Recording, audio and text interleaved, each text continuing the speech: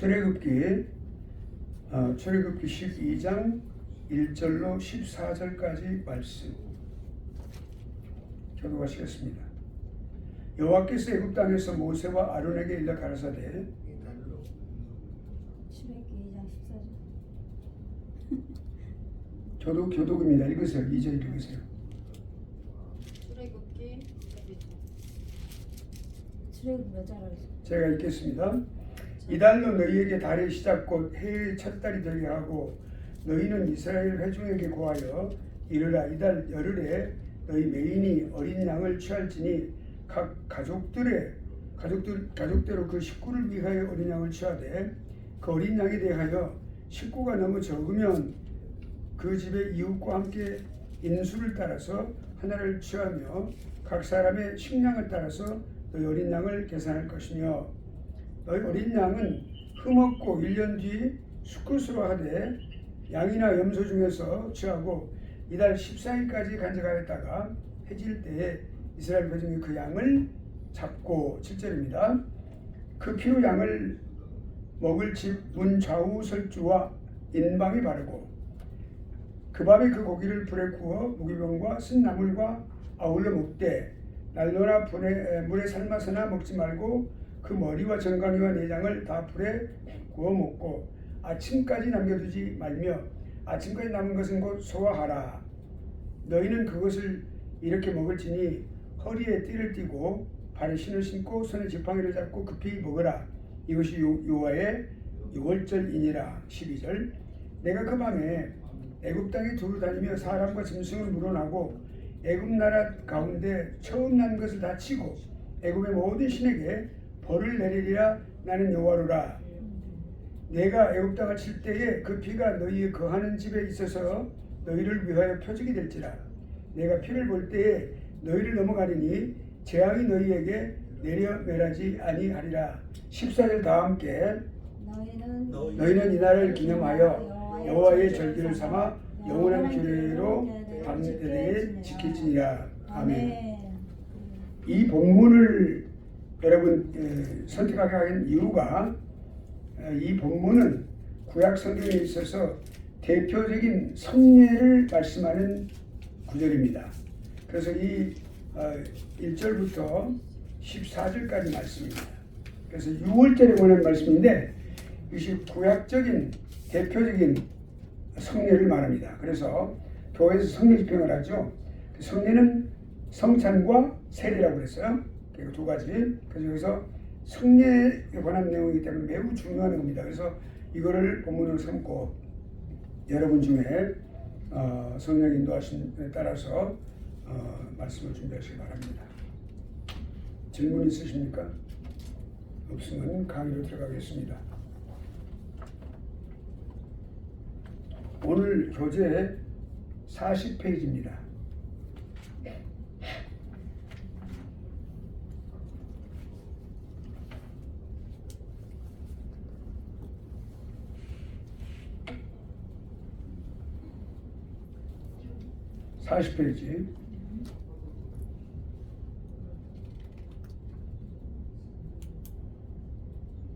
봉사꾼에 관한 내용입니다.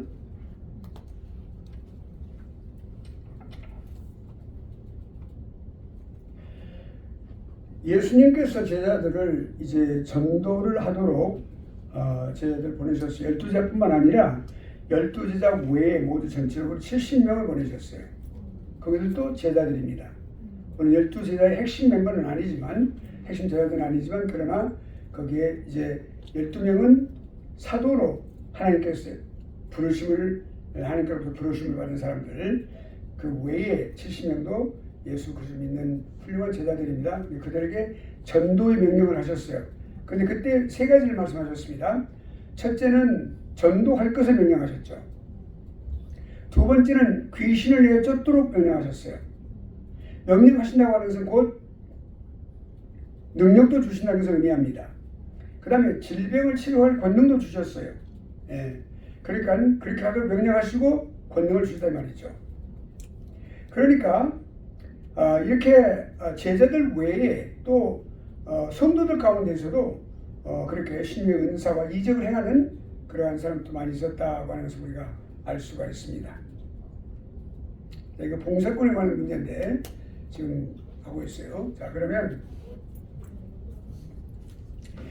그런데 그 당시 사도 시절에 하나님께서 전도할 명령을 주셨고 또 이제 귀신을 내어 쫓고 질병을 치료할 권능을 주셨는데 특별하게 사도들과 그리고 또한 그 당시 제자들에게 그 외 제자들에게 주신 이 모든 권능과 이런 것들이 일sek의 은사로서 주신 것들에 한해서 그 계시가 끝남으로써 그러니까 신구약 성경에 계시가 끝나고 이렇게 기록된 계시가 딱 완성됨으로써 하나님께서 그 모든 계시 시대를 마감했어요.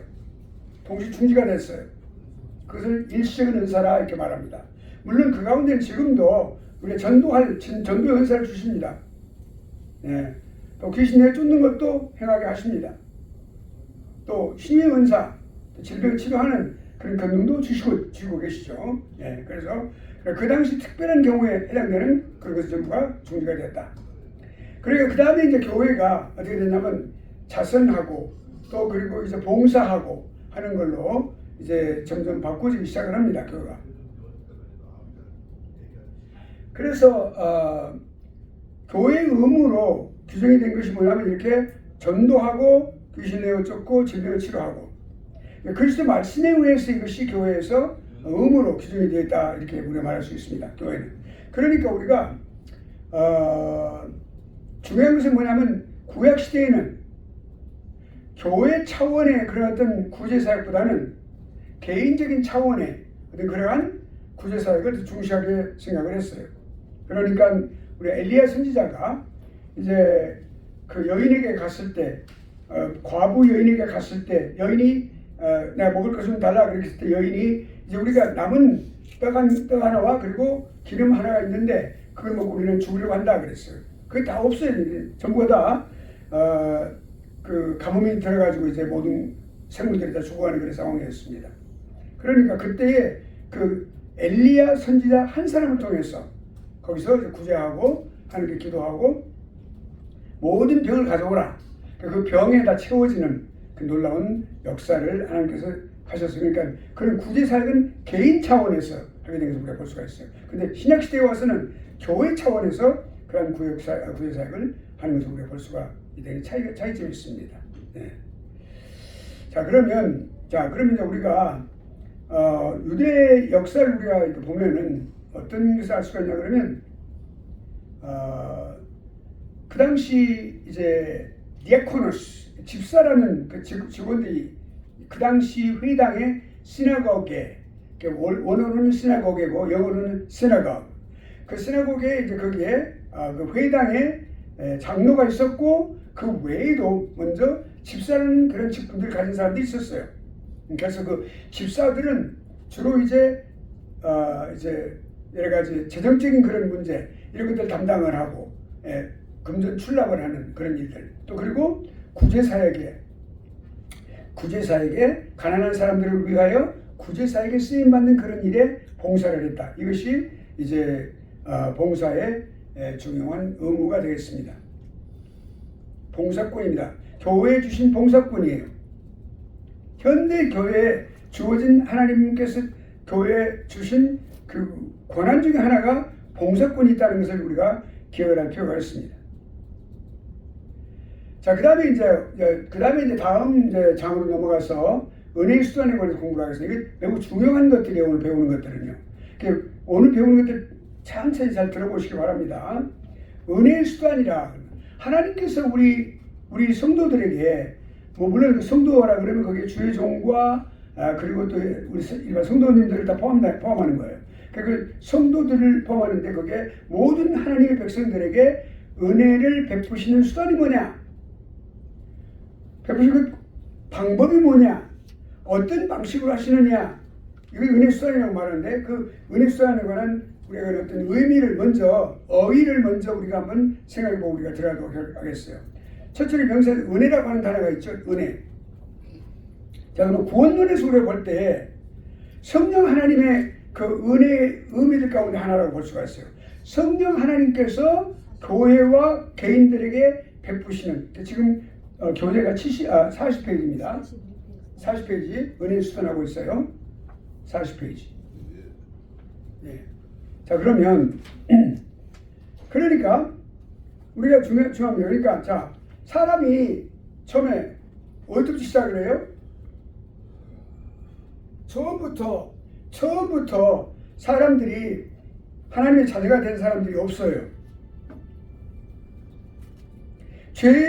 죄와 부패 속에서 살았어요. 죄의 속박으로부터 살았어요. 마귀의 속박으로부터 살았어요. 근데 그거로부터 하나님께서 구원하셨죠. 그러니까 해방시키신 거예요. 그래서 해방시키시고 뭘 했어요? 중생하게 하십니다. 중생이라고 하는 것은 놀라운 일이에요. 하나님의 전적인 사역으로서 우리의 영혼이 새로 거듭나는 것을 말하는 것입니다. 지금까지 살아왔던 그 형상이 아니라 그 형상을 회복하는 것을 말합니다. 중생시키는 거예요. 중생 이후에 뭡니까? 의롭다 칭함을 받는 거예요. 양자, 수양이 됩니다. 하나님의 아들 됨을 허락함을 받습니다. 그리고 나서 이제 성화 과정에 들어가는 거죠. 거룩한 자녀로서 점점 하나님께서 성령 하나님께서 인도하시는 거죠. 그러니까 그 사람을 어떻게 만드신다고요? 하나님 보시기 아름답지 못했어요. 오히려 하나님의 원수가 되었던 우리들이라고요. 우리 그걸 알아야 돼. 우리 출신이 뭐냐? 그거 알아야 됩니다. 우리가 그렇게 살았어요. 우리는 하나님께서 싫어하신 거예요. 우리는 최고 아주 즐겁게 살았거든요. 그걸 가장 최고로 살았거든요. 그러면서 소리 지르고 살았어요. 막 소리 질렀어요. 그냥.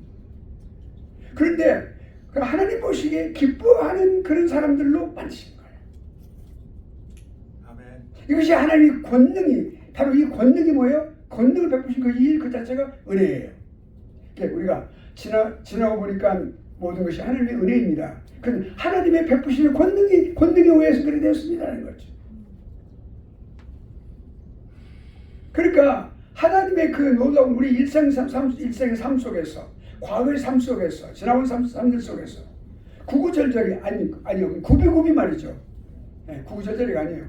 구비구비 넘어오는 그 과정 속에서 그 얼마나 많은 것들을 경험했습니까? 그 체험한 사람들이 하는 말이에요. 그게 당연히 그것이 은혜라고 하는 거예요. 은혜라고 해서 너무 아름다운 말입니다. 모든 게 하나님의 은혜입니다. 그럼 그 은혜를 베푸시는 수단이 뭡니까? 수단이라는 것은 의미를 한번 생각해보세요. 의미를. 수단이라고 하는 것은 우리가 갖고 있는 어떤 경험하는 세계가 있어요. 그러니까 우리가 외부의 어떤 것들이 우리에게 점점 이렇게 자극이 되어 오는 거예요. 오감을 통해서 시각, 청각, 촉각 또는 미각, 후각 이런 것들을 통해서 우리에게 계속 오는 거죠. 그 외부로부터 오는 어떤 것을 우리가 취한단 말이에요. 근데 그것을 우리가 살아가고 있는 우리 인생의 본질에 적응시키는 거예요. 적응시킨 요소가 바로 그 수단이에요. 예를 들면 음식이라고 하는 거예요. 음식은 우리가 섭취하는 거잖아요. 오늘 날 보니까 제가 밥을 안 먹고 왔으면 오늘 떡국을 좀 같이 먹었을 건데 떡국 맛있게 잘 끓여서 잡수시더라고요. 자, 그럼 그것도 하나의 음식이에요. 외부로부터 들어오는 거예요, 우리에게. 그러니까 그 외부로부터 들어오는 그 음식을 우리가 우리 안에 넣음으로써 우리가 그걸 소화하고 우리가 이렇게 소화하고 또한 순환시킴으로써 우리가 그걸 계속해서 또한 그걸 흡입함으로써 그렇게 섭취함으로써 우리가 영양분을 섭취함으로써 그걸 적응하는 거예요. 적응하는 거. 우리 몸이 양육되는 거죠. 우리가 그리고 나이 먹은 사람들은 그 몸이 유지가 되는 거예요. 보존되는 거예요. 젊은이들은 어린아이들은 자라고 양육되고 그리고 또 이제 나이가 먹은 사람들은 그것을 보존하고 말이죠. 근감소증이라고 하는 게 매우 무서운 거예요.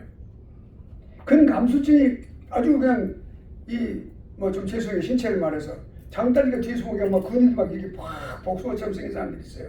그 어느 날 갑자기 한 몇 개월 만에 사라져버린단 말이에요. 근감소증이에요. 그리고 체중은 5파운드, 10파운드 막 빠져 내려간단 말이에요. 그것은 적신호예요. 그 생기는 거예요. 눈에 보이게끔 생기는 거예요. 그러니까 그 조심해야 돼. 잘 먹어야 된다. 그러니까 단백질을 계속 하루에 고기는 이만큼씩 꼭 먹어야 된다라는 게 그게 상식이에요, 상식. 반드시. 그것은 그러니까 자 그럼 왜 의학 시간 아니니까 생물학 시간 아니니까. 그래서 그렇게 해서 그런 어떤 그런 상황 속에 있는 우리들 하나님 보시기에 기쁘게 하는 사람들로 만들어가는 것. 그러니까 하나님의 사랑을 받는 사람들, 우리가 모두가 하나님의 사랑을 받는 사람들이죠. 그 사람들이 그리스도 안에 있는 거예요, 우리가. 아멘. 그러니까 이 그리스도 안에 있을 때 모든 영적인 거, 그리고 우리가 행복이라고 하는 거, 그리고 모든 도덕적인 그 아름다운 모든 것들, 열정 모든 아름다운 것들, 하나님께 주시는 수단이 바로 이것이 은혜의 수단이다 이 말이죠.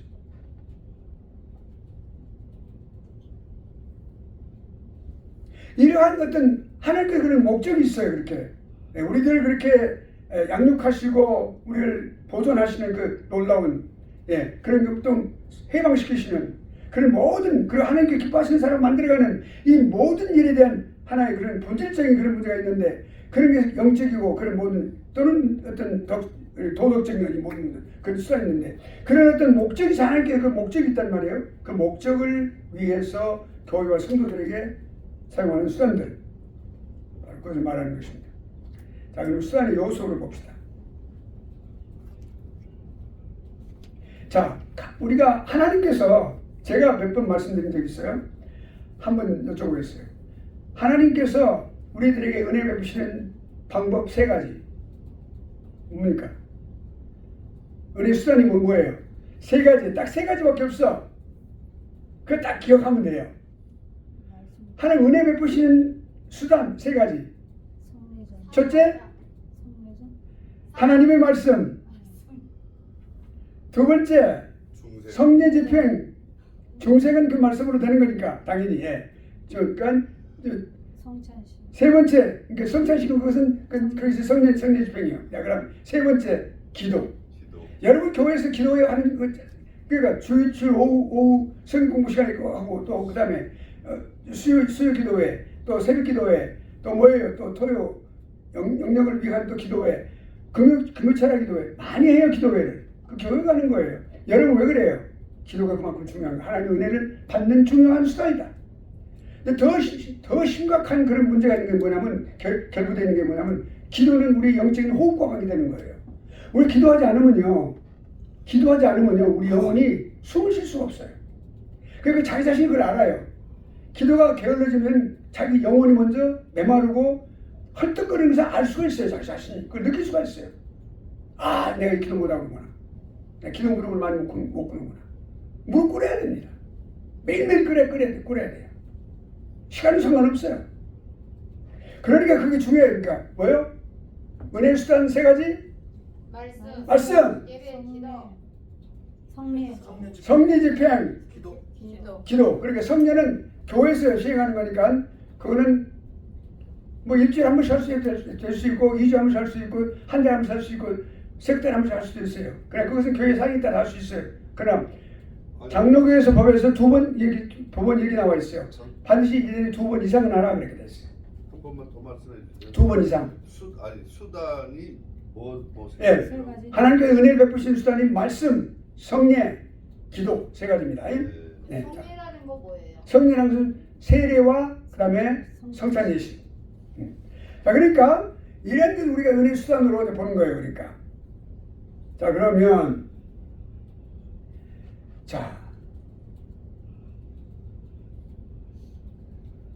웨스트민스터 신앙고백서는 뭐라고 되어 있어요?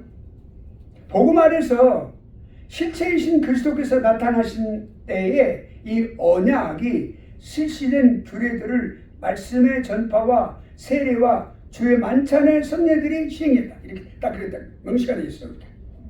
그래서 그 다음에 웨스트민스터는 장로교회고 하이델베르크는 이제 개혁교회란 말입니다. 개혁교회에서 뭐라고 그랬어요? 똑같은 내용인데 쌍벽을 이루고 있죠. 신앙고백서가. 그러면 우리는 신앙으로만 그리스도와 그의 모든 은혜의 찬자가 되니 이 신앙은 어디서 오는가? 질문이 있어요. 그럼 답변이 뭐라고 됐어요? 거룩한 복음 전도로 우리 마음의 신앙을 공작하시고 성례의 사용으로 그것을 견고하게 하시는 성령으로 로부터이다. 그러면 성령께서 하시는 일인데 그게 말씀과 성례라는 말이죠. 자, 그러면 이것이 분리가 될 수 없어요. 세 가지가 다. 분리돼서는 안 돼요. 말씀 따로, 성례 따로, 그리고 또 기도 따로 아니에요. 예를 들어서 어떤 사람이 나는 이제 기도만 할 거야. 뭐 말씀도 안 읽을 거야. 읽을 필요 없어. 그냥 딱 덮어놓고 그냥 무릎만 그럴 거야. 그러면 어떻게 될까요? 그 다음에 신비주의에 빠지는 거예요. 말씀 안에서 기도하는 거예요. 그러니까 하나님의 복을 나눠줌에 있어서 그리스도로부터 임명받은 기관인 교회로부터 분리되어서도 안 된다. 교회가 반드시 그 일을 해야 된다. 반드시 해야 된다. 교회가. 자, 그러니까 이 수단이라고 하는 것이 성령 하나님의 사역입니다. 교회에서 성령 하나님의 사역이에요. 근데 여러분 말씀 하나만 딱 그대로 놔뒀다고 해봐요. 무슨 효력이 있을까요? 성령 그대로만 딱 있다고 그래봐요. 무슨 효력이 있을까요? 기도 그대로만 딱 나왔다고 그래봐요. 무슨 효력이 있을까요? 효력이 없어요. 말씀도 성경책을 그냥 그대로 선거했다고 그러면 아무 소용 없어. 예, 그리고 주일날 갈 때 먼지 끼니까 이렇게 봐가지고 쭉 해야 있으면 축축 떨어가지고 하고 그러면 안 된단 말이죠. 예, 매일매일 읽어야 돼. 말씀은 항상 켜놔야 돼. 예, 오공한 길목에다 딱 방 안에서 복도에다 딱 켜놔야 돼. 그럼 오공한 것을 읽을 수 있도록. 안 읽는 사람들도 많지만 말이죠. 그러니까 어떤 그 효과적인 역사를 통해서 일어나는 거예요. 효과적인 역사. 봅시다 그러면. 자, 그 두 가지 요소에 말씀과 성례에다가 기도를 추가한 거예요. 그래서 세 가지 요소가 된 거예요. 성경적인 요소는 우리가 마태복음 28장 잘 읽어보시기 바랍니다. 28장은 우리가 이제 주님께서 하늘과 땅의 모든 권세를 내게 주셨으니 그렇게 그것도 시작하는 말씀이에요. 너희는 가라. 모든 족속으로 제자를 쌓고 성부와 성자와 성령 이름으로 세례를 주고 내가 내게 말한 모든 것을 가르쳐 지키게 하라. 이 말씀이 그 말씀이에요. 예, 그 말씀을 주신 거예요. 그러니까 사도행전 2장 41절은 교회의 아름다운 모습, 초대교회의 아름다운 모습, 41절부터 47절까지가 초대교회의 아름다운 모습. 여러분 내가 설교용 본문을 드렸어요. 이거 사도행전 2장 41절 이하의 말씀. 예, 그 초대교회 아름다운 모습, 교회의 아름다운 모습이에요. 그러니까 은혜의 수단으로 기도를 사용하시는 거예요. 은혜 방편들이라고 하는 것이 우리 교회의 표준 문서에 의하면 말씀, 성례, 기도 세 가지가 됐다. 라고 정리할 수가 있어요. 자, 그러면 은혜의 수단이 어떤 특성을 갖고 있냐는 생각해 보죠. 성령 하나님의 통상적인 수단이 뭐예요? 은혜의 수단이에요. 말씀과 성례, 기도. 우리의 믿음을 강화시키는 하나님의 방식이에요. 젊은이들은 또 영적으로 아직 어린 사람들은 양육시키는 거죠. 거듭나면 그 영혼이 어린아이와 같아요. 어린아이와 같아요. 자라야 됩니다. 성장해야 돼요. 양육받아야 돼요. 양육받고 잘하면, 그래서 장사분례까지 잘하면 훈련을 받을 수 있어요. 훈련, 제자 훈련, 이런 훈련을 받을 수 있어요. 충성된 자들 가운데서 뽑힘을 받아서 할 수 있어요. 네, 그리고 거기서 또 그 사람들이 또한 가르칠 수 있으리라고 했거든요. 그러니까 그런 성령 하나님 통상적인 그런, 자, 첫째 봅시다. 그러니까 이 은혜의 수단은 새 생명을 주셨잖아요. 중생이라고 하는 것은 새 생명을 받았단 말입니다. 새 생명을 받았어요. 새롭게 태어났습니다. 영적으로 새롭게 태어났어요. 우리 예수 그리스도 믿지 않은 분들이 세상을 살아가고 있어요. 똑같이 우리하고 같이 살아가고 있어요. 그러나 그분들에게는 영혼이 다 훼손되어 있어요. 죽어 있어요. 영혼이. 예, 죄로 인하여. 그 중생을 받아야, 중생이 되어야, 거듭나야 그 영혼이 새롭게 하나님 형상을 회복할 수 있는 거예요. 그러니까 구원받은 사람과 그렇게 구원받은 사람 차이가 거기 있는 거예요. 완전히 다른 거예요. 그래서 그것이 씨앗이에요. 씨앗. 하나님 말씀이 씨앗입니다. 신령한 저지라 그랬어요. 예, 영적인 저지예요. 예, 어린아이들이 엄마 젖을 먹고 자라잖아요. 마찬가지. 자, 둘째는 세례가 뭐예요? 예수 그리스도를 믿고 믿는 사람이 그 믿음을 확실하게 증거하는 표가 뭐예요? 세례란 말이에요. 세례를 받음으로써 구원받는 게 아닙니다. 세례는 구원의 표, 그 구원을 받은 증거예요. 그러니까 이 세례는 늘 사람에게 따라서 일찍 한 번 예수를 영접함으로써 딱 한 번 받는 거예요. 그리고 성만찬은 수시로, 영적으로 수시로 예수 그리스도의 살과 피에 참여하는 거예요. 내 속사람, 우리는 겉사람이 있고 속사람이 있어요. 겉사람은 육체를 중심으로 한 육체적인 삶을 생각하고 살아가는 삶을 말하는 것이고, 속사람은 영적인 삶을 살아가는 것입니다. 그러니까 이 속사람이 뭐예요? 자라게 하는 거예요. 양육받는 거예요. 네. 그리고 주님의 명령에 그게 이제 순종하여 내가 어떻게 살겠다고 거기서 결심하는 그런 장면이 바로 그 장면이에요.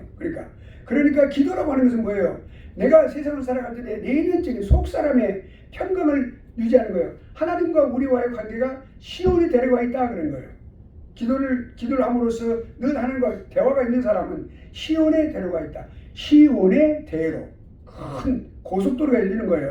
하나님과의 관계가 아주 그냥 조그마한 그냥 골목길 그냥 끊어지는 그런 골목길이 아니라 엄청난 그냥 8차선 12차선 그런 넓은 길이 열리는 거예요. 그 시온의 대로 그 마음이 평안 있는 거죠. 마음이 평안 있는 거죠. 든든하고 넉넉하게 살아가는 거죠. 그 누가 무슨 이야기를 해도 허허 웃을 줄 알고 자기 영격을 훼손하는 말을 하더라도 허허 그렇구나 이 사람 무슨 부족한 오구나 속으로 그렇게 생각하고 그렇게 지나가는 거죠. 자, 그러면 은혜 언약의 본질을 봅시다.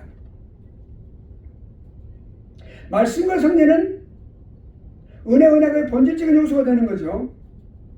말씀은 복음입니다. 언약에 있어서 율법과 복음으로 나눈 거예요. 말씀은. 그런데 여러분 여기 중요한 걸 공부하게 돼요. 율법과 복음을 사람들이 말할 때 여러분 어떻게 생각해요? 율법과 복음은 정반대입니까? 서로 대적하는 위치에 있습니까? 아니에요. 그래, 맞아요. 우리 학생들, 여기 우수한 학생들이 있어요, 지금. 아멘. 내 몇 명이라고 말하지 않지만 엄청나게 우수한 학생들이 있어. 우리 학교가 말이죠, 여러분, 그거 알아야 돼. 우수한 학생들, 아주 일당배의 학생들이 말이죠. 그래, 그걸 아주 그렇게 아닙니다. 크게 나와야 된단 말이에요. 율법과 복음, 언약의 율법과 언약 안에 들어있는 말씀들이에요. 뭐 율법도 그렇고 복음도 그렇고. 자, 그러면 율법이라고 하는 것은 은혜 언약을 선언하신 말씀이에요. 선언했어. 그러니까 아담과 하와에게, 또 아브라함에게, 노아에게, 다윗에게 이렇게 쭉 여러 가지 그런 많은 여러 가지 형태로 약속하시고, 그러니까 복음은 뭐예요? 그러면 구원의 약속입니다. 그렇게 둘 다 은혜의 본질이에요. 그러니까 신구약 전체가 뭐라고 했어요? 약속의 말씀, 언약의 말씀이에요. 구약은 옛 언약이고 신약은 새 언약입니다. 언약이에요. 그렇다고 옛 언약이라고 해서 버려야 되느냐? 그렇지 않습니다. 성례들은 뭡니까? 그러니까 하나님 말씀 성경을 언약의 책이다 이렇게 말하고 있어요. 언약의 책. 자, 그러면 성례는 하나님이 직접 제정하셨어요. 예수 그리스도로 측정하셨어요. 은혜 언약의 거룩한 표고라는 게 뭐예요? 사인이에요. 상징성을 갖고 있는 거예요. 인호라고 하는 것은 seal, 딱 그냥 우리가 어떤 졸업장을 줄 때 철인을 딱 찍어버리죠. 철인을 딱 찍는 게 seal이라고 seal. seal 딱 찍는 거예요. 인을 치는 거예요. 그 인호라고 그래요. 자, 그러면 특별 은혜의 수단을 봅시다. 우리가 은혜를 말할 때, 하나님의 은혜를 말할 때 우리가 보통 은혜와 특별 은혜로 나눕니다. 보통 은혜는 일반 세상을 살아갈 때 하나님께 주시는 은혜를 말해요. 구원과는 관계없어요. 오늘 우리가 살아가던 누구를 만나고 교제하고 또 어디를 가고 어디 아름다운 것들을 보고 살아가고 이 모든 것들이 다 일상생활 하는 것들 모든 것들이 다 보통 은혜에 해당됩니다.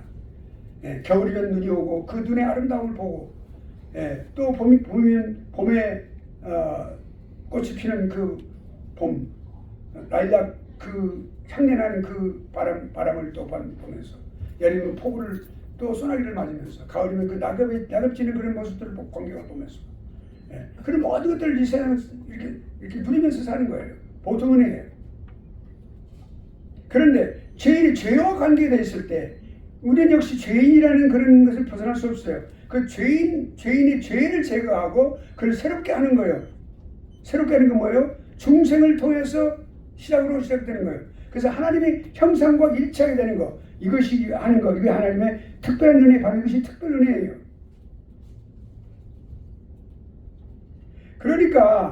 말씀은 성령과 함께 죄인들의 마음 가운데 행한 하나님의 구속적 은혜를 말씀해 주시는 거죠. 특별 은혜를 수단으로 가져가는 거예요. 특별 은혜의 수단으로 말씀과 성례가 같이 상대해지는 거죠. 네. 그러니까 여러분 이게 이 지금 말씀 기록되어 있는 말씀이 이 성경 말씀은 특별 계시라고 그래요. 이것이 일반 계시가 아니고 일반 계시는 우리가 산에 구름, 바다, 나무 이런 모든 것들이 하나님의 족적이에요. 하나님의 창조하신 것을 보여주는 거지만 여기 이게 특별히 66권의 성경은 특별 계시라고 말하는 거예요. 특별 계시. 이 특별 은혜에 의해서 우리 인간의 구원과 관계되는 거기 때문에. 그러니까 기도라고 하는 것은 은혜의 첫째 수단인데 세 번째 수단이 근데 그 수단으로서 죄인을 변화시키는 거예요. 첫째는 죄인을 변화시키는 거예요. 그 가운데서 새롭게 하는 그 성령 하나님의 특별하신 기구예요. 기도가 예, 매우 중요합니다. 그리고 성도의 영적인 호흡을 유지하는데 호흡이에요. 호흡. 그게 아까 말씀드린 대로 우리가 목사님들이 이렇게 예배를 드릴 때 영적인 호흡에 관해서 말씀을 많이 들으셨을 거예요. 그래서 그런 말씀을 하시는 거예요. 기도가 영의 호흡이다라고 하는 것을 우리가 그 목사님이 아시기 때문에 그런 건 설교를 그렇게 하시는 거예요. 여러분 말씀 많이 들으셨을 거예요. 그러니까 우리가 영적인 호흡을 잘 유지하기 위해서요. 영적인 호흡을 잘 해야 살잖아요.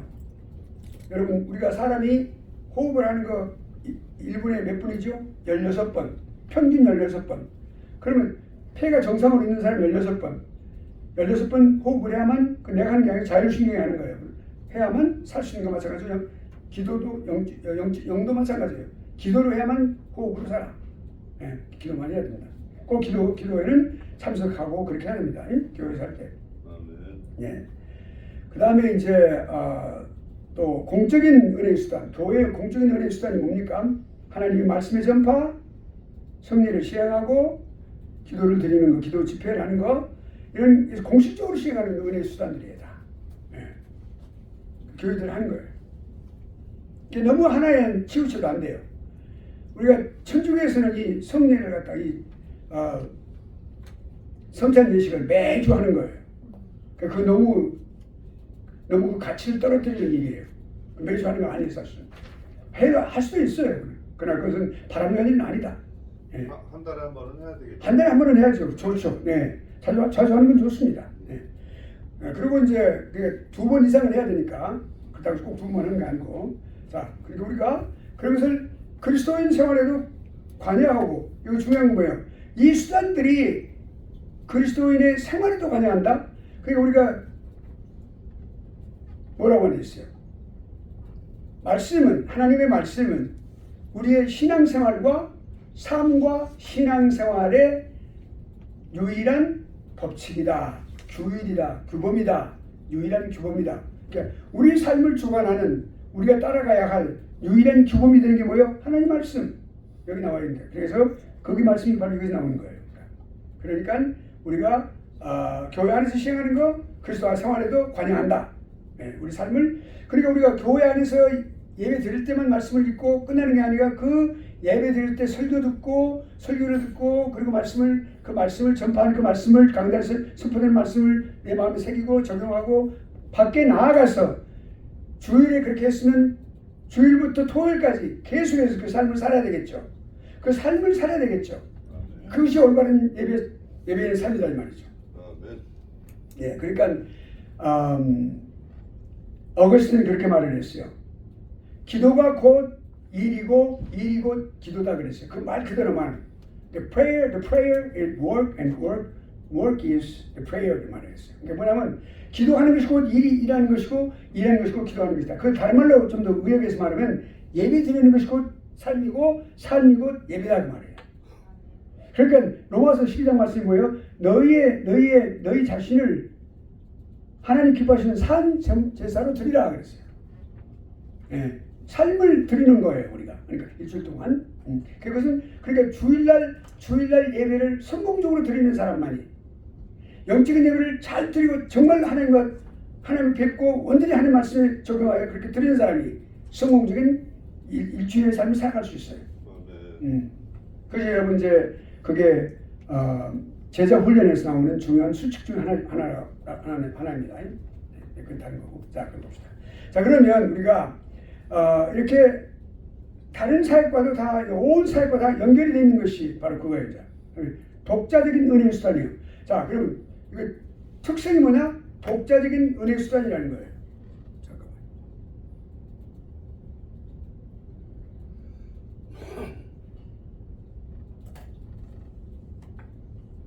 자, 세 가지 은혜 수단이라고 그랬죠. 말씀과 성례와 남의 기도. 그러면 그 자체로 독자적인 은혜 수단이에요. 다른 것과 연관되어 있지 않아요. 사실 그 자체가 말씀 그 자체가 하나님 은혜의 수단이에요. 성례 그 자체가 그렇단 말입니다. 기도 그 자체가 그렇단 말입니다. 기도에 몰입할 때, 하나님 말씀에 깊이 들어갈 때, 묵상할 때, 성례 은혜를 받을 때, 눈 시각적으로 성례는 눈으로 보는 말씀이에요, 사실은. 네. 그러면 우리가 어떤 영적인 의미가 하나님 말씀의 빛에 따라서 비추어서, 말씀의 빛에 비추어서 그 모든 기도를 거쳐서 그것이 해석되어야 된다. 그게 뭐냐면 기도를 통해서 어떻게 우리가 말씀 묵상을 할 때 하나님 앞에 저희가 하나님 말씀을 묵상하고자 합니다. 이 말씀을 묵상할 때 성령 하나님께서 주신 이 귀한 말씀, 이 말씀을 성령 하나님께서 조명하여 주시옵소서. 조명이라고 하는 말은 illumination. 지금 이거 빛이라고 하는 빛이라고 말 나왔어요. 하나님께서 빛을 비춰주시는 거예요.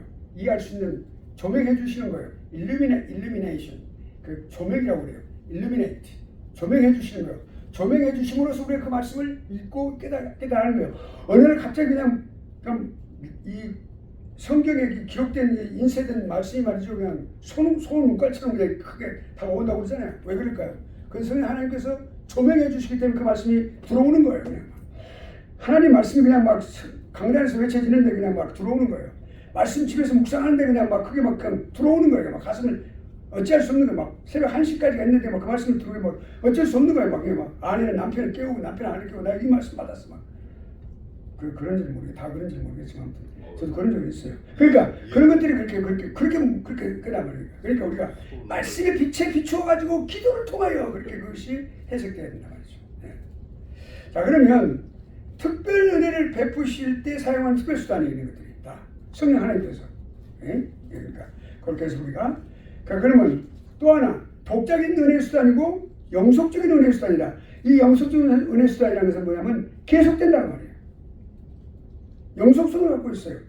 어제 한 번 딱 뭐 어떤 사람이 뭐 무슨 사경회나 또는 이제 부흥회 가가지고 할렐루야 그러고 이제 찬양하고 이제 기도하고 그리고 말씀 있고 막 뜨거워서 견딜 수 없는 거예요. 그냥 나 이제 내가 여기 내가 부흥회 갔다 왔어. 여러분 다 나갔다 와서 내가 한 1년을 내가 이제 말씀 안 읽어도 되겠어. 나 책상 딱 놔두고 1년만 내가 좀 쉴 거야. 그리고 기도도 한 1년 정도 있다가 좀 쉽게 할게. 그렇게 되겠어요? 안 되죠, 여러분. 그거 되겠어요? 그거 안 되는 거예요. 갔다 오자마자 그대로 막 무릎 꿇어야 되겠지. 계속해서. 그건 영속성이라는 거예요. 은혜는 하나님 은혜는 영속성을 갖고 있는 거예요. 그러니까 단일한 기회에 주어지는 게 아니고 또는 어떤 뭐 불리한 방법으로 너 예수님 안 믿으면 넌 죽을 거야. 뭐 예를 들어서 마음의 교도들 말이죠. 꼬란하고 칼을 들고 다니잖아요. 다 가서 점령이요. 그 지역을 점령이요. 꼬란 딱 믿으면 안 믿으면 칼로 치고 죽이는 거예요. 그래서 죽이고 그리고 아니면 이건 강압적으로 하는 거예요. 우리 기독교는 그렇지 않죠. 예수님을 믿는다고 해서 안 믿으면 그래요. 알겠습니다. 또 가는 거예요. 또 기도하고 한 2-3일 걸렸다 또 한 번 또 보고 한번 전화가요. 또 한 번 알겠습니다. 또 아니와 내 아멘 하면 해놓고 나와서 예수님 영광하시겠습니까? 그러면 하시면 제가 아직 못 하겠는데요. 그러면 또 낙심이 되지만 그래 알겠습니다. 그럼 또 와서 한 2개월 정도 있다가 또 가서 그렇게 기다리는 거예요. 하나님을 기다리는 하나님이기 때문에 우리도 기다리는 거예요. 기독교는. 그 어떤 강압적인 불의의 방식으로 하는 게 아니란 말이에요. 예. 그러니까 은혜는 절대로 강압적으로 되는 게 아니에요. 물론 하나님께서 강공적으로 하는 거예요. 그 사람이 도저히 살아날 수 없는 방식으로 몰아넣기도 하죠. 그래 하나님은 그것이 강제적으로 하는 게 아니라 인격적으로 하시는 거죠. 그러니까 영속적인 은혜의 수단. 영권 가치를 갖고 있는 바로 그런 은혜의 수단. 네. 그러니까 교회가 복음을 증거해요. 모든 족속으로 제자를 삼는 거예요. 세례를 줍니다. 예수 믿게 하고 세상 끝날까지 그 일이 어떻게 돼요? 계속되는 거죠. 그러니까. 네. 그리고 우리가 성례를 집행하는 것도 그리스도 오시는 그때까지 우리가 전하는 것이니라 그랬다. 네. 예수 그리스도 오시는 때까지 전하는 거예요. 성례를 그렇게 계속하는 거예요. 세상 끝날까지 계속되는 거예요. 다리가 후두루들 떨릴 때까지. 세상 사람들은 그래요. 다리가 후두루들 떨리기 전에 뭐 여행하라고 그러잖아요. 뭐 무슨 여행사 뭐 투어 그래가지고. 우리는 그렇잖아요. 예수 믿는 사람들은 다리가 후두루들 떨리더라도 그때까지라도 우리는 말씀을 전도하는 거예요. 전도하는 거예요. 그러니까 성찬을 떡을 먹고 잔을 마시는 거 이면 주의 죽으심을 주가 오실 때까지 전하는 거라. 사도 바울이 그렇게 기도했어요. 그리고 기도에 관한 것을 볼 때 성전은 기도하는 집이다 그랬어요. 내 아버지 집은 기도하는 집을 갖다 여기 이렇게 만들지 마라 그랬어요. 그래서 성도들은 쉬지 말고 기도하라. 영속성을 말하는 거예요. 여러분 그거 잘 알아야 되겠죠. 쉬지 말고 기도 어떻게 쉬지 않고 기도하는 거예요? 영속성을 말해주는 거예요. 매일매일 삶 속에서 항상 막 시시때때로 생각나게 해주시는 거예요. 성령을 자꾸 생각나게 해주시는 거예요. 네, 떠오르는 거예요. 성령 하나님 생각이 그 생각을 소멸시키지 말라고 말이죠. 네, 그 영속성을 의미하는 것이죠. 그러니까 이 은혜의 수단들이 영속적이다. 자, 그러면 은혜의 수단으로 하나님 말씀을 한번 봅시다. 무슨 뜻일까요, 도대체? 자, 은혜의 말씀이라고 할 때 우리가 예를 들어서 뭐 인격적인 말씀 그러니까 로고스 삼위일체 제2위 하나님 우리 예수 그리스도께서 하늘에 계실 때 어떻게 계셨어요? 로고스로 계셨어요. 여기 오시는 인간의 모습으로 계신 게 아니에요. 로고스로 계셨어요. 하나님으로 계셨어요. 제2위 하나님으로 계셨어요. 우리는 알 수도 없는 그렇게 계셨어요. 말씀으로 계셨어요. 그러니까 그 당시 그리고 창조를 하실 때 빛이 있으라 그랬잖아요. 그 놀라운 창조 역사죠. 그 놀라운 창조 역사, 그 창조 역사 일어날 때 그 놀라운 말씀의 권능이 있잖아요. 이 세계를 만드는, 이 우주를 만드는 그 놀라운 역사, 그 권능. 자, 그걸 생각하면 그거예요? 그럼 그거 그거 뭐 마음에 담두고 계실 거예요. 그러면 그 다음에 두 번째로는 또 있어요. 또 생각할 게 있어요. 선지자들이 막 달려요. 그냥 여기 막 그냥 이스라엘 백성들이 막 그냥 막 핍박을 하고 그럴 때 막 그 서서 그냥 막 외칩니다. 막 그냥 외쳐요. 이 나라가 망할 것이다. 하나님 여호와께서 말씀하실 때 그러면서 막 계속해서 막 하는 거예요. 그러니까 그 사람들 갖다 선지자를 갖다 집어서 감방에다 집어넣고 굴수에 집어넣기도 하고 예레미야 선지자 같은 경우는 그냥 우물수에다 집어넣어서 그냥 죽이려고 했고 말이죠.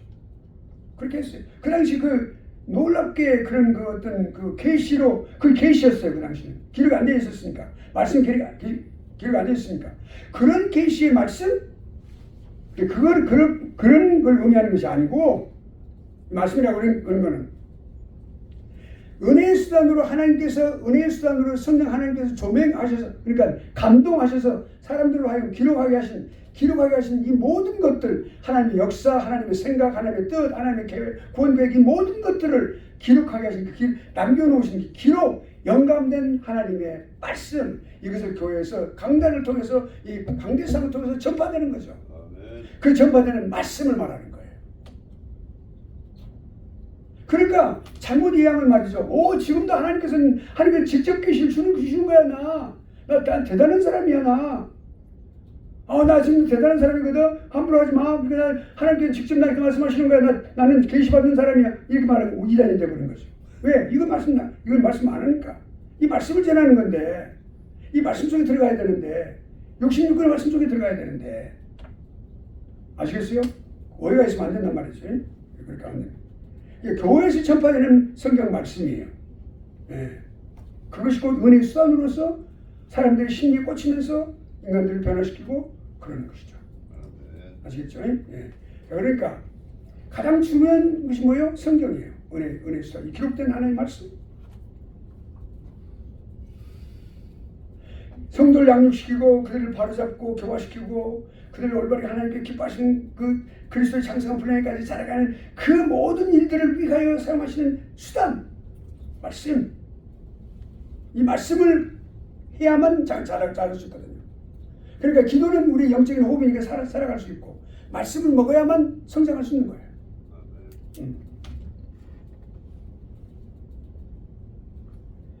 또 우리가 이제 교회에서 우리 전달되는 다른 방법으로도 됩니다. 뭐 저 같은 경우는 이제 제가 이제 이번에 이제 문학인으로서 이제 소설가로서 이제 그 글쓰기 교실에 이제 하다가 제 작품을 제가 쓸 수가 없는 거예요. 문학 작품을. 그래서 제가 그냥 사임을 했어요. 도학기 1년간 하고 내가 사임을 막 가시 말하고 그냥 막. 그러니까 완전히 제가 대학에서 가르치는 문학 개론을 완전히 다 내가 완전히 다 가르치고 나왔어요. 그래서 이제 그리고 개인적으로 시 쓰는 거 다 가르치고 다 해주고 평론 다 해주고. 그런데 내 작품을 쓸 수 없는 게 나오자마자 내가 한 달 반 동안에 그러니까 부활주일 하루 전에 단편소설 한 작품 하나를 완성을 했어요. 그러니까 얼마나 좋은지 몰라요. 그러면 이 문학 작품을 통해서 거기에 보면 나중에 하나님의 그 내용이 하나님의 그 은혜가 얼마나 깊이 들어있는지 알게 되는 거예요. 그러니까 문학 작품을 통해서도 알게 되는 거예요. 예를 들어 도스토옙스키의 죄와 벌과 같은 그 놀라운 그런 소설, 세계적 유명한 그 소설 가운데서도 그게 그 소설을 통해서 하나님의 그 죄에 대한 인간의 그 고뇌, 살인자였거든요. 주인공이 살인하고 그 고민과 고뇌 속에서 죽으려고까지 하고 고민하고 있는 그 인간의 모습을 드러내는 거예요. 그리고 그 여인에게 이제 잡혀가지고 그 구원을 얻습니다. 예수를 믿고 구원 얻는데 그 살아나게 되는데 그런 것도 다 그래. 그렇게 문학 작품을 통해서도 소개가 되는 거예요. 누가? 하나님 말씀이. 학교를 통해서도 가정을 통해서도 여러분 전도지 다 하나님 말씀 들어있잖아요. 우리가 대화하는 것도 우리 누구든 만나서 대화한다. 그럼 거기다 다 들었어요. 그렇게 그런 방법을 통해서도 우리가 은혜가 전달된다는 것을 우리가 알 수가 있어요. 세계의 모든 땅끝까지 이르러서 다 전부가 되는 것을 우리가 말할 수 있습니다. 자, 그러면 그 다음에 그럼 말씀과 성령의 관계를 한번 봅시다. 말씀과 성령. 한마디로 말하면 말씀과 성령은 함께 가는 겁니다. 말씀과 성령은 늘 함께 가시는 거예요. 절대로 성령 하나님은 말씀과 함께 가시는 거예요. 그러니까 우리가 종교개혁이 일어나기 이전에 천주교 시절에는 말씀을 가까이 못하게 했어요. 우명 정치를 썼어요. 그래가지고 그걸 절대 못하게 했어요. 근데 가서 보니까 종교개혁 기자를 보니까 이거 안 되겠거든. 다 죽어가고 있어요. 영혼들이 다 죽어가고 있어요. 안 된다. 성경으로 돌아가자라고 하는 거예요. We must go back to the Bible 그랬어요. 그리고 그다음에 sola scriptura 그랬어요. 오직 성경이다.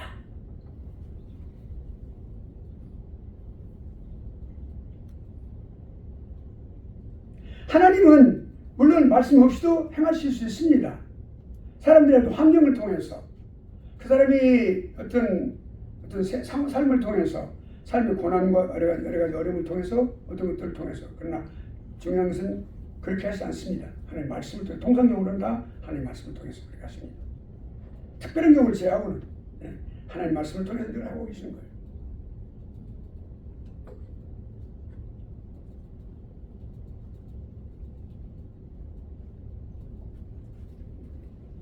그러니까 인간을 구원한다, 사람의 영혼을 구원한다, 사람을 구원시키신다 하는 것들은 그 일에 관한 한 특별하게 그 일에 관한 한 성령 하나님은 반드시 말씀과 함께 하신다는 거죠. 그 말씀을 통하여 생명이 이르게 하는 거죠. 전도자들이 반드시 하나님의 말씀을 꼭 해야 됩니다. 내가 우리 학교 와서 내가 두 번째 지금 보여드립니다. 이게 뭐냐면 3x5 카드예요. 내 전도사 시절에, 그러니까 전도사 시절이 아니고 전도사 되기 전에 집사 시절에 30대 초반에 전도사 시절에 신학교 가기 전에 전도를 할 때 개인 전도를 할 때 이게 다시 영어로 지금 구절만 들어져 있어요. 뭐 예를 들어서 뭐 로마서 3장 23절, 로마서 3장 23절. 그게 뭐예요? 내가 문밖에 두드리노니 내가 문을 열면 내 들어가 내 나가는 먹고 난 내 먹으리라. 그 말씀. 이게 다 들어있으니까 성경을 꼭 하고 다닐 수 없거든, 전도할 때. 그렇죠? 이것만 꺼내는 거예요. 딱 꺼내놓고 딱 안 읽었으면 내가 지침이 되는 거예요. 내가. 순서가 다 돼 있으니까. 이거 하는 거지 뭐. 지금도 하고 다니는 게 한 몇 년 됐을까요? 한 40년? 40년 됐어, 40년. 지갑에서 갖고 다녀. 그러니까 여러분도 그걸 갖고 다니세요. 그렇게 갖고 다니는 게 예비하고, 그러니까 말할 것을 예비하라고 그러셨거든. 그러니까 말할 것을 예비하라고 그랬거든. 그러니까 지금 뭐예요? 그러니까 반드시 전도를 통해서도 그렇게 하는 거예요. 그러니까 하나님께서 반드시 말씀으로 그렇게 하는 것이니까 말씀 없이는 안 되는 거거든. 그렇게 해야 된단 말이죠.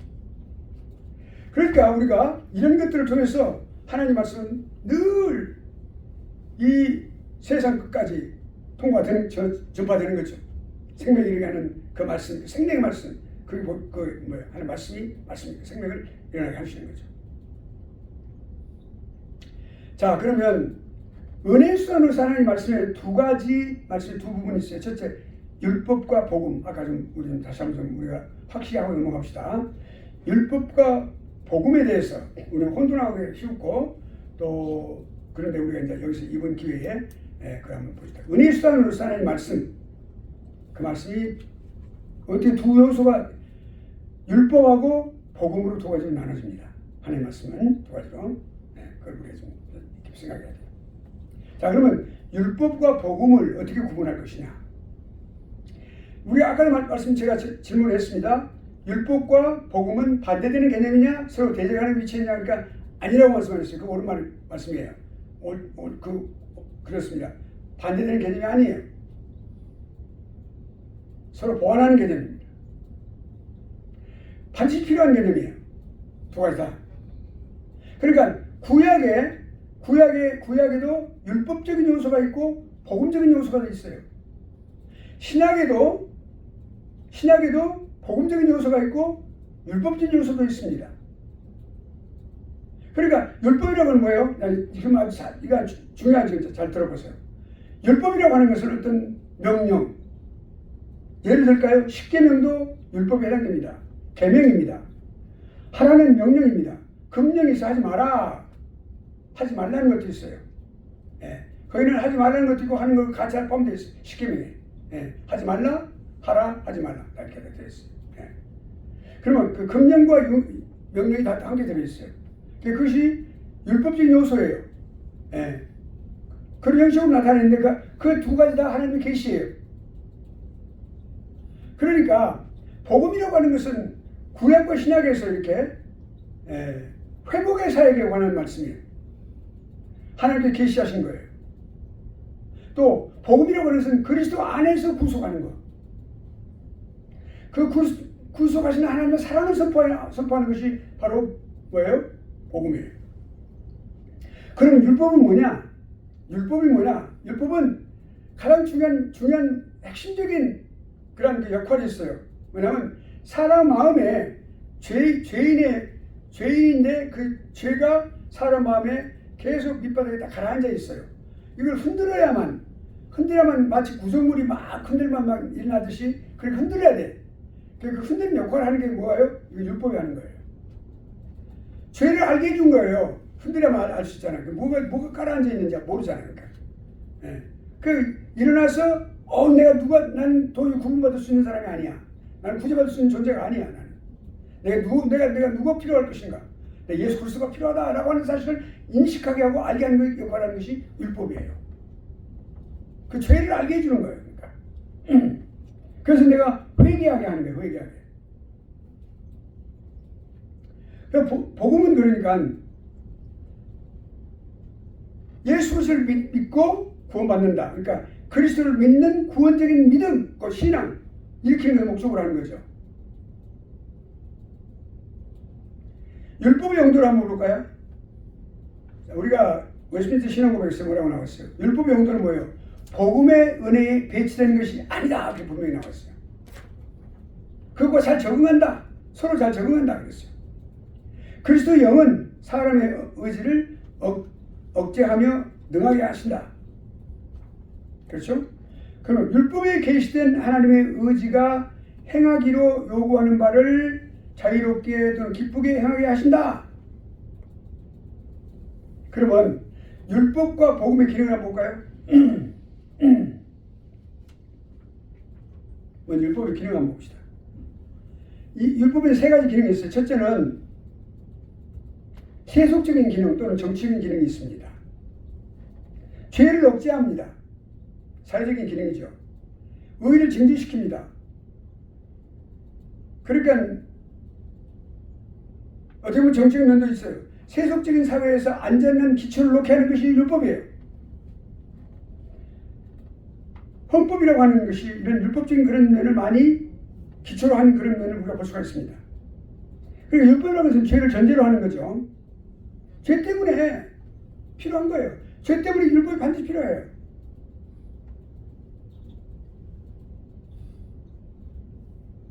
그런데 우리가 중요한 것은 뭐냐면 율법이라고 하는 것은 절대로 구원과는 관계가 없습니다. 구원론적 의미에서의 의미에서는 아니다 라고 하는 것을 우리가 알 수가 있습니다. 두 번째로 율법의 기능 가운데서 교육적인 기능이 있습니다. 사람이 죄를 깨닫게 하는 거죠. 율법의 요구를 만족할 능력이 전혀 없다고 하는 것을 깨닫는 거예요. 아무리 열심히 하고 최선을 다해도 절대로 율법이 요구하는 것을 다 만족시킬 수 없다. 그걸 깨닫게 좌절하게 되는 거예요. 좌절하게 되는 거예요. 포기하는 것이 아니라 좌절하게 되는 거예요.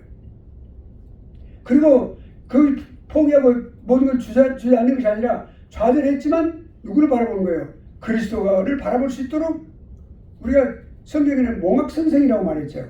튜터라고 그래요. 튜터. 영어는 튜터라고 말합니다. 튜터는 가정교사라는 말인데 어떤 학교에서도 어떤 프로그램을 할 때 그 사람을 지도해 주는 사람, 논문을 어떤 지도해 주는 사람, 인도하는 사람, 그런 보조적 역할을 해주시는 그런 교수님을 말할 때 몽학 선생이라고 말을 해요. 세 번째로 교훈적인 그런 기능도 있어요. 예. 율법은 생활법칙이에요. 네 부모를 공경하라 그래서 생활법칙이죠. 그게. 예. 성도로 하여금 자신들의 의무를 생각하게 해주는 거예요. 나를 낳아주신 부모를 내가 공경해야 되는 그런 의무를 내가 갖고 있다 라고 하는 것을 알게 해주는 거죠.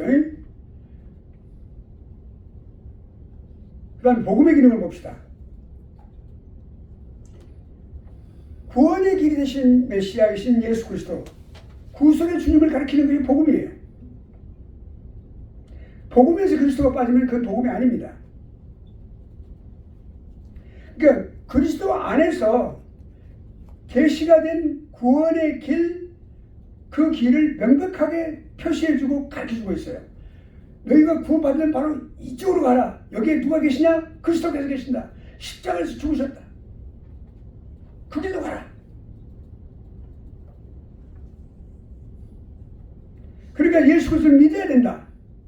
가기면 가서 그리고 믿으라. 회개하라. 회개하고 주님께 다가오라. 나가 죄인 것을 고백하라. 그리고 나의 주인이 되시라고 고백하라. 요청하라. 그리고 순종하라. 그리고 진실한 믿음을 가자. 참되게 믿어라. 회개해야 된다. 그러면 오늘 현세에서 주시는 복을 누리고 그뿐만 아니라 내세 죽은 이후에 내세에 있어서의 구원 모든 걸 다 약속을 받는 거죠. 자, 그러니까 뭐라고 나와 있어요? 이 복음은 모든 믿는 자에게 구원을 주시는 하나님의 능력이라. 할렐루야. 아멘.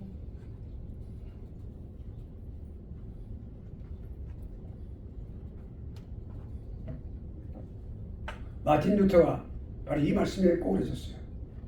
그래서 95개 조항을 딱 갖다 붙였어요. 은혜의 수단으로서 성례를 보시더니 성례로 들어가겠습니다. 그러니까 성례는 성찬과 세례를 말합니다. 뭐 어려운 거 아닙니다. 이 성례라고 하는 것은 행동이 포함되는 거죠. 예, 행동이.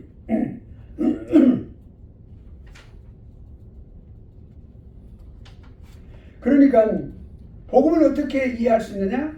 복음을 이해하도록 하고 그 다음에 예수 그리스도에게 신앙을 더 가까이 더 믿고 그리고 주님께 순종하여 내가 주님을 위해서 어떻게 살겠다고 각오하게 만드는 거예요.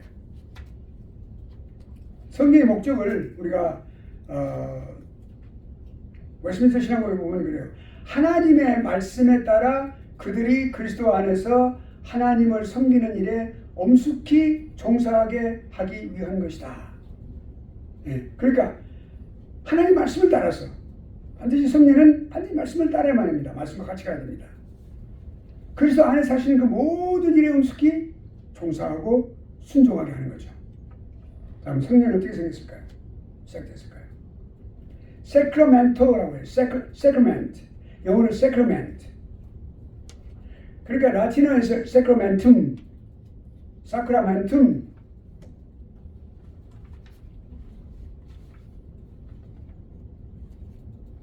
군사적인 용법이었어요. 군사적인 용법은 군인이 충성 이렇게 인사하잖아요. 충성하죠. 그러니까 그 충성할 때 순종을 써야 하는 거죠. 내가 충성합니다. 충성하겠습니다. 라고 하는 거죠. 네, 국가를 위해서, 국민을 위하여 내가 충성하겠습니다. 이 군사적인 용법입니다. 우리가 그와 마찬가지로 그리스도에게 순종을 생각하는 거예요. 두 번째는 종교적인 의미로 라틴어 번역 뭐라고 했어요? 미스테리언. 그러니까 그 미스테리언이라는 말은 미스테리, 영어로 미스테리라는 단어가 있죠. 미스테리, 신비스럽다. secret. secret이란 말은 비밀스러운다. 비밀스러운 것, 감추어진 것 또는 드러나지 않은 것 말할 때 secret이라고 그래요. 비밀이라는 말로 나와 있지만 그러니까 그걸 감추어진 것을 말하는 거예요. 비밀스러운 것. 사크라멘툼. 그 라틴어가 사크라멘툼이에요. 벌게티에서. 그러니까 일종의 성례는 순종해서 해야겠죠. 신비한 것으로 가져가 되는 거죠.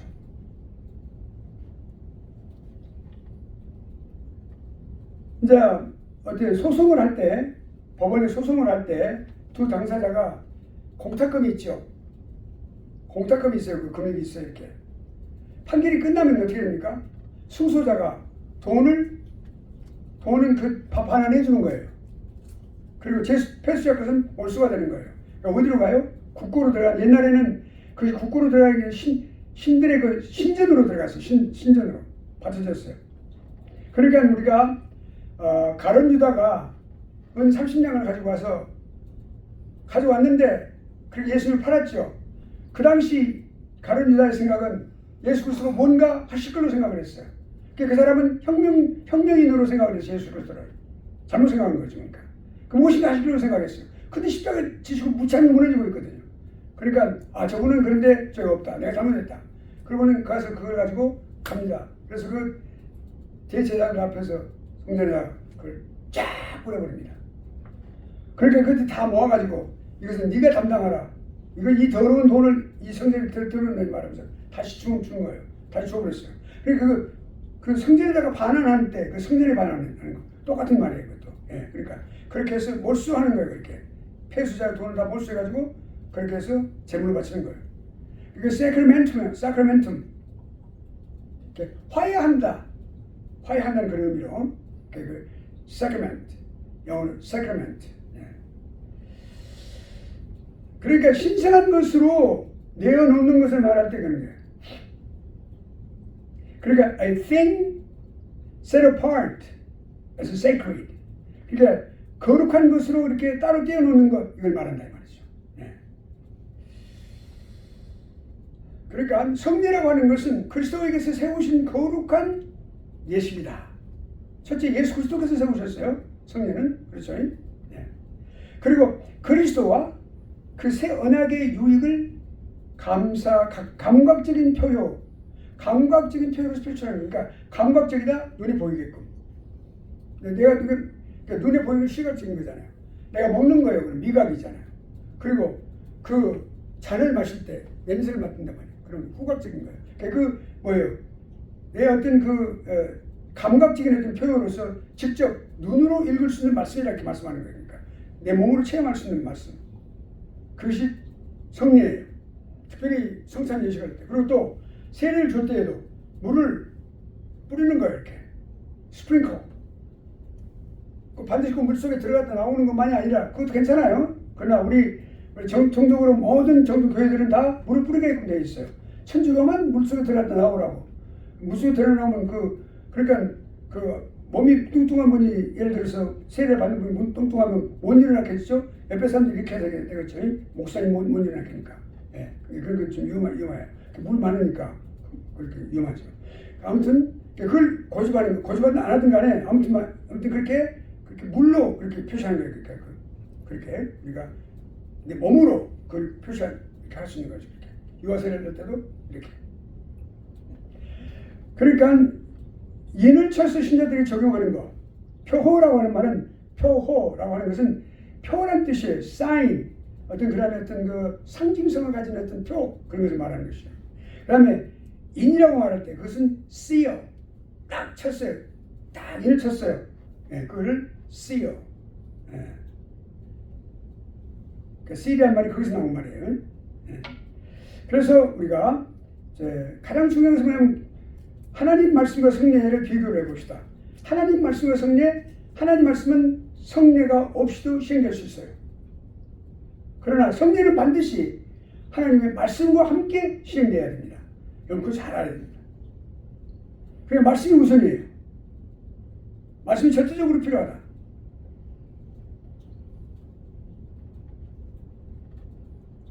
자, 하나님께서 세상을 창조하실 때, 인간을 창조하실 때 시각과 청각으로 감각을 통해서 지으도록 하셨죠. 아담이 있는데 하와를 창조했어요. 그 눈이 이렇게 내 살 중에 살이고 뼈 중에 뼈로다 라고 했을 때 그 시각적으로 그 감각을 통해서 지식을 얻도록 하나님 말씀은 귀로 듣고 성령은 눈으로 볼 수 있는 거예요. 눈으로 볼 수 있는 말씀. 그러니까 말씀으로 귀에 들려주지 않아요. 그 진리가 성례를 통해서 실제로 만져지고 그리고 냄새를 맡게 되고 그것도 먹으니까 그 떡을 먹게 되니까 상징적으로 눈에 계시되고 몸에 계시되도록 그렇게 체험되도록. 그런데 아까 말씀드린 대로 말씀은 성례가 없이도 존재할 수 있어요. 말씀을 계속해서. 그러나 완성될 수 있어요. 그러나 성례라고 하는 것은 성례는 반드시 성찬과 세례는 하나님 말씀이 있어야만 합니다. 말씀을 먼저 전하고 그 말씀에 따라서 생각하고 말씀 안에서 시행이 돼야 된다. 그런 것을 우리가 꼭 기억하시기 바랍니다. 얘 급하니까 말씀은 뭐야? 성경책 안 갖고 왔어? 그러면 그냥 해. 내가 한 잔 들었으니까. 그러면 안 돼. 그러면 안 되겠죠. 그러면 안 돼. 절대로. 말씀이 있어야 된다. 그러니까 신학생들은 뭐예요? 특징이 있어요. 썩어져야 돼. 익어야 돼. 푹 익어야 돼. 신학생들은 푹 익어야 돼. 익어가지고 읽는데 그 읽는 것이 무엇을 읽는다? 하나님 말씀으로 읽는 거예요. 익어지는 거예요. 그러니까 차이다 꼭 성경을 꼭 갖고 다니시길 바랍니다. 그래서 지퍼를 안 하면 이게 다 조금 다 해져버려요. 그러니까 반드시 지퍼를 해가지고 다니죠. 그러면 잘 피워지고 좋죠. 그렇게 하시기 바랍니다. 마치 신학생들이 이렇게 성경책을 안 갖고 다니는 거는 전쟁에 나갈 때 총알 안 갖고 나는 거 똑같아요. 그렇게 하시기 바랍니다. 밀접한 관계, 하나님 말씀과 성례, 기독교 역사에서 나눌 수 없는 관계가 있었어요.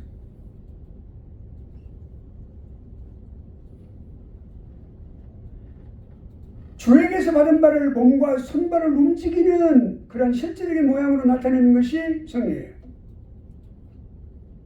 각 시대에 구속받은 모든 사람들에게 계속 전해주는 것. 예수 그리스도 오시는 그때까지 유형의 말씀, 눈에 보이는 말씀이죠. 성찬도 눈에 보이는 말씀이에요. 잔과 떡 눈에 보이잖아요. 세례도 물을 뿌리는 눈에 보이는 말씀이에요. 유형한 말씀이다. 그것을 유형한 말씀이다 이렇게 말하는 거예요.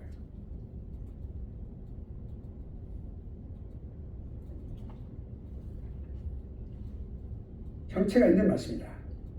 또 유사점이 뭘까? 말씀의 유사점. 첫째, 말씀과 성례는 그걸 만드신 분이 한 분이세요. 하나님이시죠. 예수 그리스도께서 성찬을 만드셨으니까. 구약시대에 우리 하나님께서 레위기에서 이렇게 하라, 할례를 행하라 라고 말했어요. 아브라함에게도 또 할례를 행하라 그러셨죠. 그래서 아브라함이 첫째 나이가 많은데 할례를 행했어요. 그 마찬가지로 그것은 구약의 세례를 말하는 거예요. 신약에 와서 신약은 세례로 바꿔졌죠. 그러니까 하나님께서 만드신 거예요. 다. 그리고 목요일 저녁에 예수님께서 성찬 예식을 제정하셨죠. 하나님께서 만드신 거예요. 내용이 같아요. 그래서 말씀과 성경의 중심적인 내용이 예수 그리스도예요. 예수 그리스도의 십자가의 죽으심이에요. 성찬 예식은. 예수 그리스도의 죽으심이에요. 십자가의 죽으심이에요. 모든 설교가 다 그렇습니다. 예수 그리스도의 십자가의 죽으심으로 끝을 맺어야 돼요. 더욱이 성찬은 더 그래요. 반드시. 그러니까 예수 그리스도의 십자가가 없으면 그건 설교가 아니다. 그냥 연설이다. 목사 보실 때도 반드시 그거 봅니다. 예수 십자가가 있는지 없는지 그 설교 속에. 그 설교는 실제로 하거든요. 중요합니다. 그 방법론에 있어서 성경의 내용, 신앙으로 충만하게 된다. 그렇지. 말씀을 읽으면, 묵상하면 신앙이 충만하게 되는 거죠. 그러니까 믿음이라고 하는 것이 이 죄인이 믿음을 통해서 말씀과 성령에서 제공된 은혜를 받는 거죠. 유일한 방법. 다른 어떤 신비한 방법으로 은혜를 자꾸 받으려고 하면 그 이상한 거예요. 그러니까 그게 참 중요합니다. 그 하나님이 그렇게 만드시지 않으셨어요. 차이점은 뭡니까? 말씀과 성령의 차이점. 오늘 여기까지 쭉 하면서 이제 나중에 마치겠어요. 자, 봅시다. 차이점. 필요에 성에서 다릅니다. 말씀은 언제나 필요하고 절대로 필요해요. 그러나 성령은 꼭 그렇지가 않아요. 목적, 신앙을 일으키고 또 강화하는 데 있지만 성령은 강화를 할 뿐이에요. 신앙을 일으킨다? 말씀이 신앙을 일으키는 거예요. 신앙 없는 사람 반드시 말씀으로 신앙이 생깁니다. 그러니까 믿음의 주요 온전케 하시는 이인 주 예수 그리스도를 바라보자 이렇게 말하죠. 범위가 다르다. 말씀은 전 세계에 전파됩니다. 끝이 없어요. 전 세계. 오직까지다. 근데 성전은 오직 언약 안에 있는 사람들에게만. 이런 거 알죠? 그러니까 교회 안에서 세례받은 사람들만. 그러니까 세례받았고 유아 세례받은 사람 마찬가지 다. 그러니까 그 대신 또 자기 자신을 돌아보아서 자기가 돌아보아서 받을 수 있는 그런 자신이 없으면 안 받는 거예요. 죄를 지고 있으면 받아서는 안 되겠죠. 그게 중요해요. 그러니까 반드시 언약 안에 있는 자들에게만, 세례받은 사람들에게만. 성령의 필요성은 뭡니까? 로마 카톨릭에서는 세례가 모든 사람이 구원받는데 절대적으로 필요하다고 주장을 했어요. 천주교에서는, 이 로마 카톨릭에서는 왜 이렇게, 여러분, 왜 사람들이 호도합니까? 세례가 구원받는데 절대적으로 필요하다고요? 세례는 그 세례의 의미를 모르기 때문에 그랬단 말이에요. 세례는 예수 그리스도를 믿는 믿음의 사람이 그 믿음을 많은 사람들 앞에서 고백하고 나고 그 믿음의 증거로 세례를 받는 거예요. 구원받는 데 필요한 게 아니고 구원받은 사람이 받는 거예요. 그 다음에 고해성사. 이 고해성사를 예수님과 성도 사이에다가 고해성사는 어떤 중보자라는 이 존재를 딱 만들어 놓고 말이죠. 사람한테 고해를 하게 만드는 이게 잘못된 거예요 말이죠. 영세받은 후 치명적인 죄를 범하죠. 다 고백하는 거예요 거기다 사람한테. 그 사람이 누구예요? 인간인데 말이죠. 그런 직분 없어요. 그런 직분을 받은 적이 없어요. 하나님께 주신 적이 없어요. 하나님 앞에 기도해야죠. 예수님께서 십자가에 죽으실 때 휘장이 있어요. 여기 들어갈 때 딱 제사장 들어가는 곳, 성막, 성소가 있고 지성소가 있어. 요. 물두멍이 있고 그다음에 여기 번제단 있고 커튼 딱 들어가면 거기가 앞에 향단이 있고 여기가 떡상이 있고 여기가 그리고 이제 또 촛대가 있어요. 거기 또 그 안에 또 이중으로 된 또 커튼 하나 또 있어요. 그게 막 있어요. 그걸 들어가면 대제사장만 들어갈 수 있어요. 1년에 한 번씩. 그것도 다리에다 줄 달아가지고. 거기 들어가면 죽는 경우가 많으니까. 그러니까 움직이지 않으면 그걸 끌어당겨서 끌어내 사람들 못 들어가게. 줄을 달았어요. 방울 달아놓고 그랬어요. 움직이던 방울, 그 대제사장 죽으면 그 잘못 터치해가지고 죽는단 말이에요. 죽는 일이 생긴단 말이에요. 그래서 하나님께서는 아주 극심하게 하셨습니다. 그런데 예수 그리스도를 십자가에 죽으실 때 그 대제사장 들어가는 그 길, 그 천막이 위에서 아래로 쫙 찢어졌죠. 사람이 찢었다면 아래부터 찢어져야 되죠. 근데 위에서도 아래로 찢어진 거예요. 하나님께서 쫙 중대 찢으신 거예요. 왜? 그건 뭐냐면 아무나 다 누구든지 예수를 믿는 사람은 하나님께 나가서 기도할 수 있도록 길을 내려놓으신 거예요. 누구든지. 중간에 사람이 없어. 사람이 중보자가 될 수가 없어요. 오직 중보자는 누구 한 분?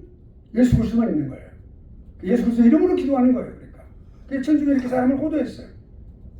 그렇게 하면 안 되겠죠. 자, 그러니까 그래서 친형제의 죄를 범한 사람들을 그렇게 주장할 때 꼭 필요하다고 주장하는 거예요. 그러니까 기독교에서는 성례가 구원에 절대적으로 필요한 것이 아니다. 구원에는 필요한 것이 아니에요. 그러나 그리스도 교훈, 즉 명령이기 때문에 하는 거예요. 명령이기 때문에.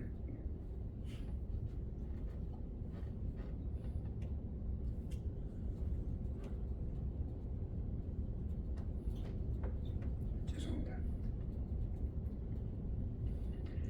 성례를 그리고 고의적으로 게을리하는 것은 영혼의 파멸을 가져오는 거예요. 그러니까 중요한 건 뭐냐면 교회에 반드시 나가야 됩니다. 그래야 교회에서 시행하는 성례를 잔과 떡을 받을 수 있는 것이니까 자신을 돌아보고 아멘. 주님께 충성을 다짐하고 아멘. 성도의 교제를 하고 아름다운 거예요. 예. 아멘. 이것은 마치 하나님께서 고의적이거나 완강하게 불순종할 때 처리되는 결과와 같다. 그러니까 하나님께 고의적으로 반대하고 말 안 듣고 고집 부리는 것 같다 이거죠. 그럼 안 되겠죠. 예, 똑같아. 그러니까 자 여기까지 오늘 하겠습니다. 성리 구성 부분 다음에 합니다. 그것은 다음에 하겠습니다.